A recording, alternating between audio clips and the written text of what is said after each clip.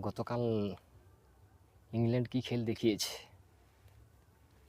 একদম নিউজিল্যান্ডের জেতা ম্যাচকে হাত থেকে যেন ছিনিয়ে নিল ইংল্যান্ড।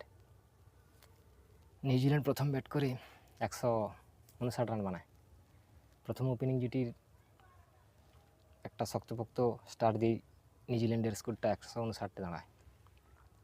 পরবর্তীকালে ইংল্যান্ড প্রথম 2 ওভারেই 2 উইকেট, 2 রানে 2 উইকেট পড়ে যায়।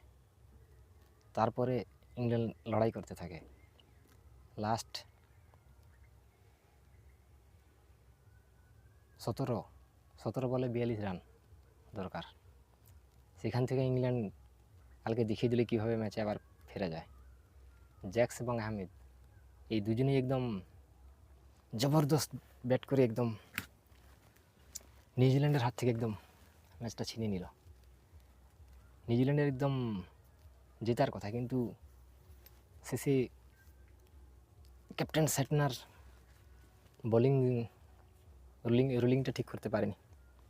শেষ মুহূর্তে মেন বোলারকে না দিয়ে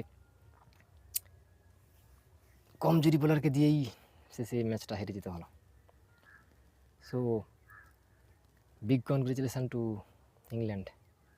নিউজিল্যান্ডে একদম জেতা ম্যাচকে একদম ছিনিয়ে নিল।